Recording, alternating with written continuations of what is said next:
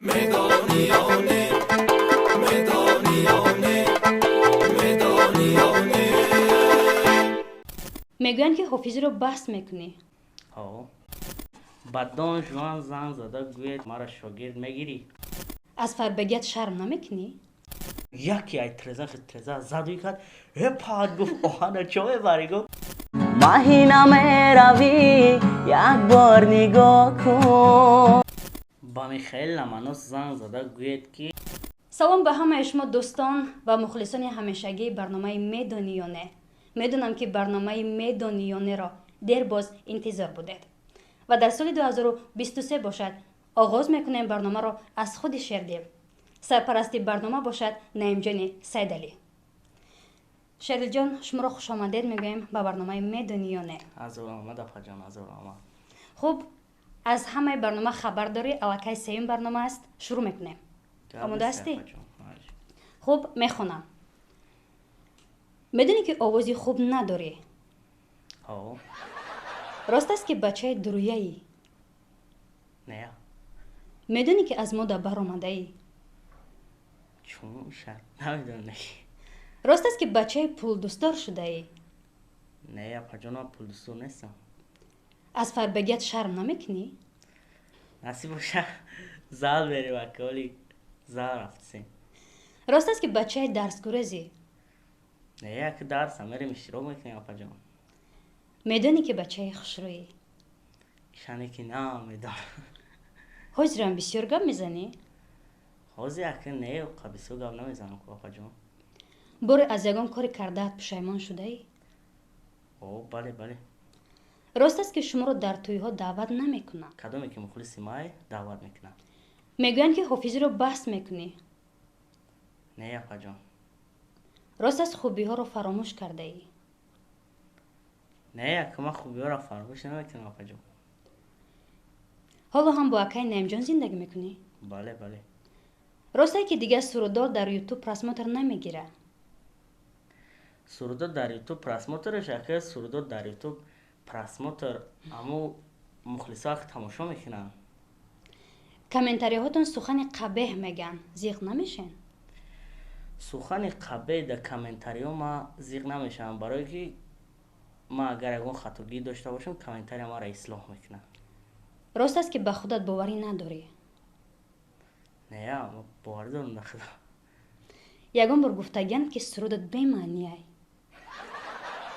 گفتگن راست است که در راه کتگی کرده میگردی؟ نه اپا جان اکه خوکسوی را پدرمون یاد گرفتگی. حالا هم بچه ترسانچکی؟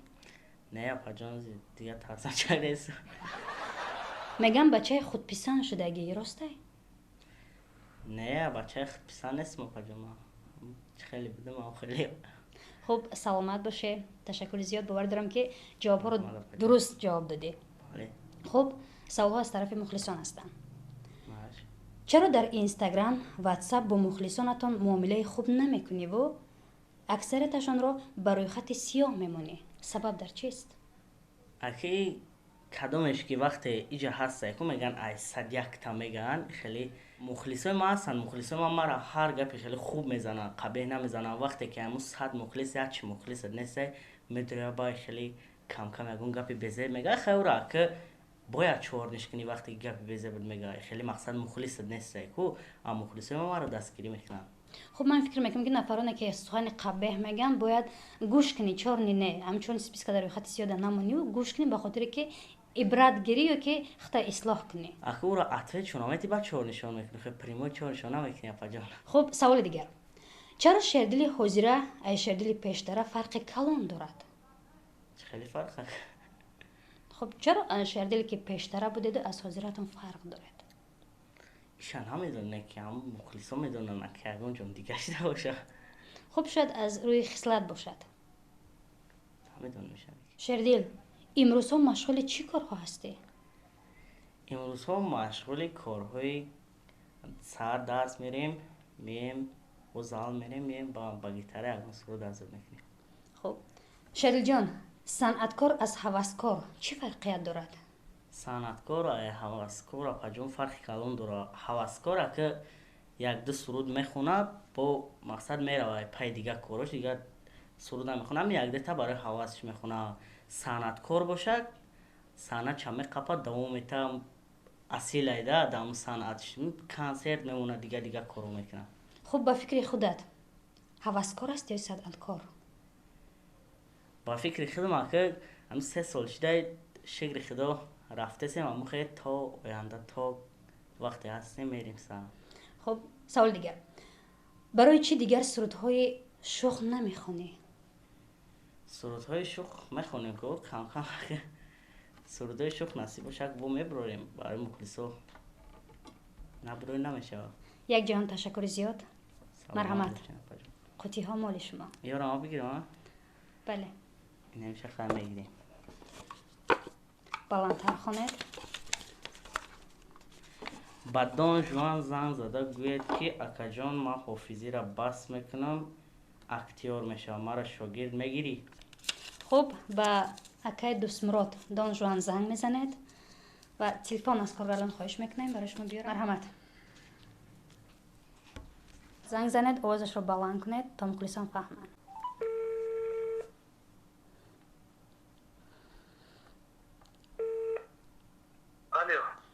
سلام علیکم اکا دوست مراد. و علیکم السلام. سازن خوبه اکا جان سلامتی ها خوب؟ تشکر برادر شما خوب هستید اینجا کارو سازه؟ میشه شکر اکا جان ما شیردلم اکا جان. شیردل اینجا؟ او بله اکا جان. شاد میشه شکر اکا جان همی گفتنیم که ما هم حافظی را بس کدگیم اکا جان میگم که ما را قطعی خودت بگیریم.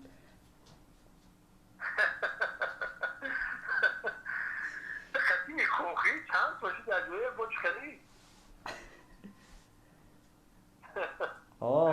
تو ده تینجی کارو خوبه نمیجان شده میشه شکر اکا جان میگم اکا اکتیار بشم. تشکر هم مفیدی هم اکتیاری هم مشهستی زنده باشه اکا جان. اکا ما حجی شیدم دیگه مسکره بوزده میگم خواهی اگه کینو اشتری و دیگه ریفتون من در کینو میگیرم. گاب نیست اکا جان گاب نیست هزار آمان گاب نیست اکا جان خطون احتیاط نه خدا نگابون. خب رحمت سلام بگو باشم. گاب نیست اکا. تشکر زیاد بهترین. مرحمت. دیگر شکر شوید. همین لوش بلندتر خواند. یک قصه عجیب نقل کنید. مرحمت. یک قصه عجیب از زندگی داره مخلصان. معلش اپا جان.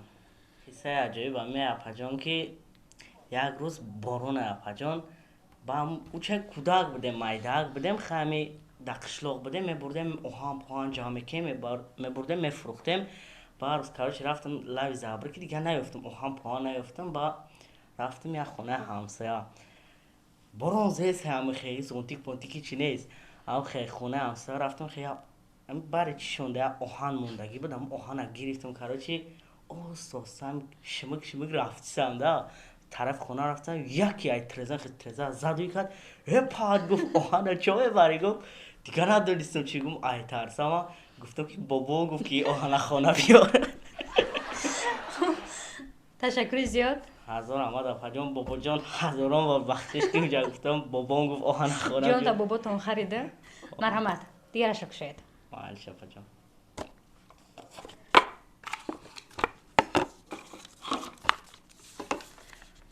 با گیتار یک سرود خونید. بهترین. مرحمت.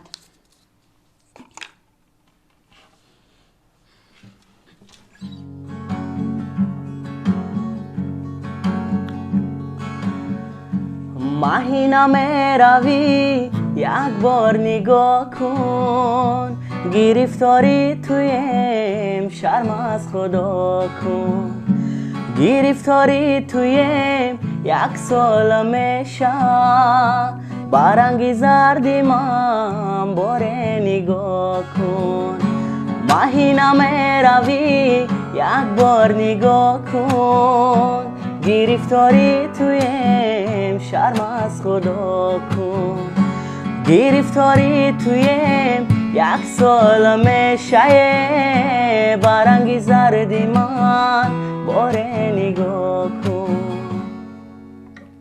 زنده باشه. سلامت باشه اپا جان. پدر جان آوازت خسته نباشه. هزار رحمت. марҳамат шерлиҷон.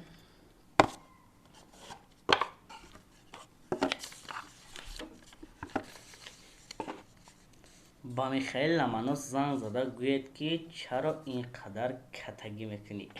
марҳамат. Камачӣ мегӯ. марҳамат. овозашро баланд кунед. دستگاه مشتری خاموش کرده شد و як маротибаи дигар занг занед. دستگاه مشتری خاموش ба фикрам ки переадресатсиядан телефоншон дигарашро кушед гашта шояд агар занг задан мебардоред. хоб марҳамат шояд.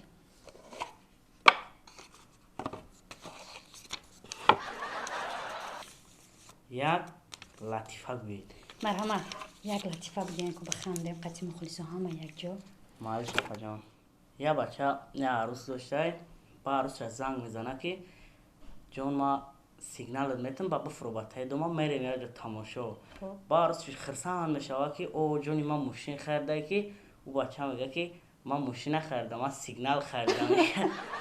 беҳтарин зиндаву саломат бошед шерлиҷон. бори дигар хуш омадед. дӯстони азиз, ин буд барномаи медониёне. аз ҳамаи шумо эҳтиромона хоҳиш мекунам ки ана ҳамин даврачае ки мебинед як сайти бародари мо ҳаст. ба хотири мо даромада обуна шавед. то барномаҳои дигар хайр.